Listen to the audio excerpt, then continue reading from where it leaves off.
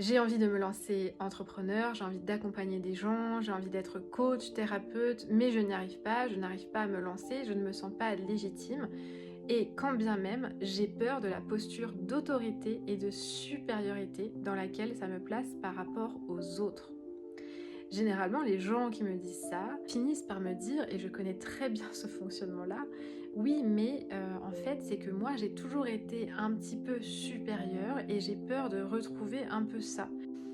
Ok, alors la question à se poser dans ces cas-là, est-ce qu'on vous a déjà dit ça? Que vous étiez trop, que vous étiez un peu too much? Est-ce que vous aviez un profil de première de la classe étant enfant? Et est-ce que quelqu'un vous a déjà dit, une figure d'autorité vous a déjà dit tu m'as beaucoup déçu? Ça vient appuyer des endroits en soi où on s'est senti tellement nul qu'on a dû faire preuve d'une grande performance en fait. Ce sentiment de supériorité est aussi un conditionnement, ce n'est pas quelque chose qui fait partie de vous.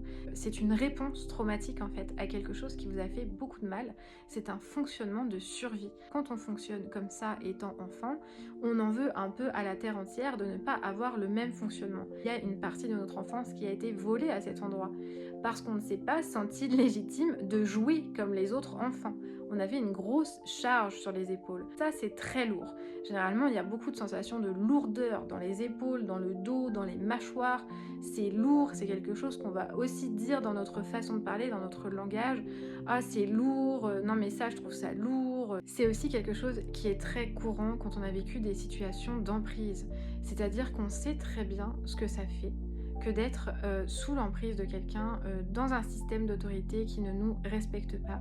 Et notre plus grande peur est de faire subir ça à d'autres gens. Ça peut devenir un vrai atout puisque en ayant vécu l'inverse, vous savez exactement quelle posture avoir face à l'autre pour ne pas le faire tomber dans un système de domination.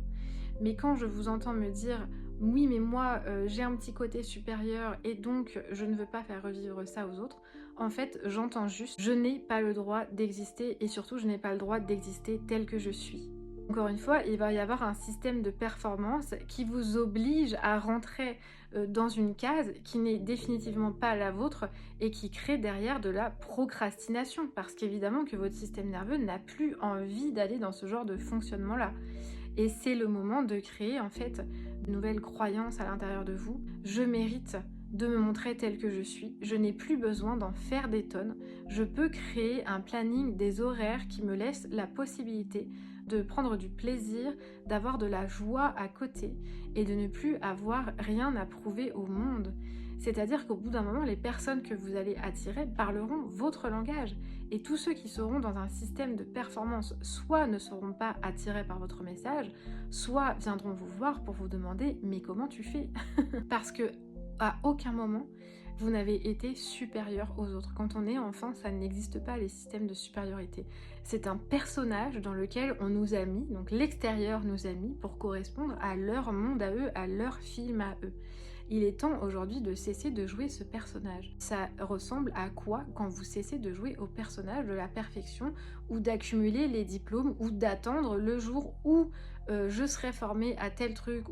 Eh bien, ça ressemble à quoi en fait de créer sa propre révolution ici et de se dire qu'on peut réussir dans un tout autre système?